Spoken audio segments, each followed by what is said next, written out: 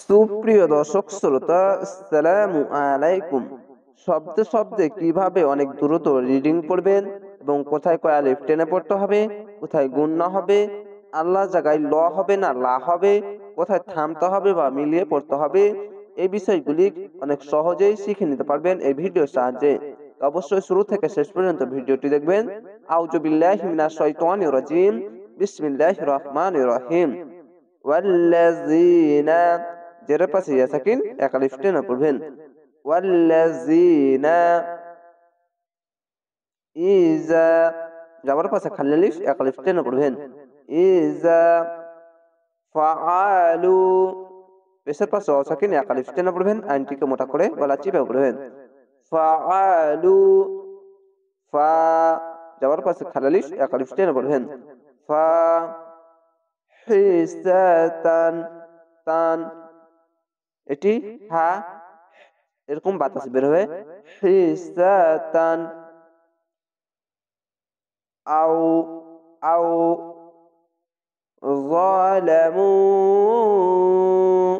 এখানে চিকন চিহ্ন মাদ্দা আরজি তিন আলিফ টেনে পড়বেন। আও যালামু তোমরা এভাবে পড়তে পারেন। পিছন থেকে বারবার বারবার পড়বেন, একটি করে শব্দ পড়বেন, আবার পিছন থেকে পড়বেন। এরকম করে তোমরা পড়তে পারো। যদি আমি এরকম করে পড়াই তো অনেক লম্বা ভিডিও হয়ে যাবে, তার জন্য আমি পড়াচ্ছি না। তোমরা নিজে নিজেই এভাবে প্র্যাকটিস করবেন। আনফুসাহুম এখানে ইকফা গুনা বাংলা আনিসকার মতো। আনফুসাহুম আও যালামু আনফুসাহুম এভাবেই পিছন থেকে পড়বেন, এই গুণা থেকে পড়বেন। আল্লাযীনা ইযা ফাআলু ফাহিশাতান আও যালামু আনফুসাহুম আপনারা পিছন থেকে এইভাবেই আস্তে আস্তে আস্তে আস্তে শব্দে শব্দে এরকম করে পড়তে পড়তে আপনারা প্র্যাকটিস করবেন। ইনশাআল্লাহ অনেক দূরত্ব এবং স্পিডে পড়তে পারবেন। আমি শুধু শব্দে শব্দে পড়িয়ে দিচ্ছি। জাকারুল এই লামের সঙ্গে মিলবে। জাকারুল লহা হার যাবার এক আলিফ টেনে পড়বেন আর এই আল্লাহ লেখাটি মোটা করে পড়বেন। লা হা না পড়ে ল হা পড়তে হবে। কেন? আল্লাহ লেখা থাকলে এই ডান পাশের অক্ষরটি দেখবেন, ডান পাশের অক্ষর উপরে পেশ বা জাবার উপরে যে কোনো জিনিস আসলেই আল্লাহ লেখাটি মোটা করে হবে। যদি এই অক্ষরের নিচে যদি যে রাস্তা তাহলে পাতলা করে হতো লা, এখানে উপরে আছে তার জন্য ল হবে।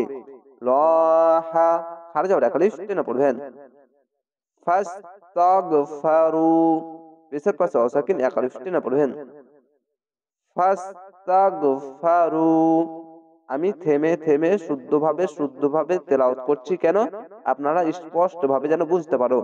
আমি যেরকম ভাবে পড়ছি সেভাবে প্রথমে প্র্যাকটিস করবেন, দিয়ে অনেক দূরত্ব পড়বে চেষ্টা করবেন। এরকম ভাবে ফাস্তাগফারু এভাবে দূরত্ব পড়বেন। আমি ভেঙে ভেঙে পড়লাম কেন? আপনাদেরকে বোঝাবার জন্য শব্দগুলো। লিজুনুবিহিম হিম বলে সদের জায়গায় থামা ভালো নয়, মিলানো ভালো। তো আপনারা হিম বলে থামবেন না, এরকম ভাবে পেশের পাশে অসাকিন এক আলিফ টেনে পড়বেন। লিজুনুবিহিম ওয়া মান ইয়াগফিরুজ এভাবে মিলিয়ে পড়বেন, এখানে থামবেন না। আর যদি নিঃশ্বাস যদি না থাকে তাহলে এখানে থামতে পারেন। এখান থেকে পড়তে গেলে পুরোটাই পড়তে পারবেন না এতটুকু, এখানে আপনারা থেমেও যেতে পারেন। নিঃশ্বাস না থাকলে থামতে পারেন, নিঃশ্বাস না থাকলে মিলিয়ে পড়বেন। ওয়া মান ইয়াগফিরুল এখানে জিমে জালের সাথে মিলবে। রোজ এখানে ঈদগামে বাগুন না। ওয়া মান ইয়াগফিরুজ যুনুবা পেশের পাশে অসাকিন এক আলিফ টেনে পড়বেন। যুনুবা ইল্লাল ইল্লাল লহ ল হু আছে, এখানে সদের জায়গায় মিলানো ভালো এবং কফা এখানে থামার চিহ্ন, তার জন্য এখানে থেমেও যেতে পারেন। এখানে থামতে গেলে শেষ অক্ষরে সাকিন দিবেন। ল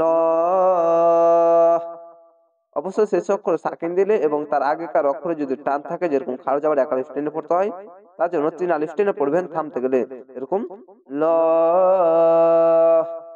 আর না থামলে ল হু পড়তে হবে, থামতে গেলে ল। আশা করি আপনারা এই বিষয়গুলি বুঝতে পারছেন। না পারলে আমাকে কমেন্টে বলবেন, আমি আপনাদেরকে স্পষ্টভাবে আরো সুন্দরভাবে বুঝিয়ে দিব।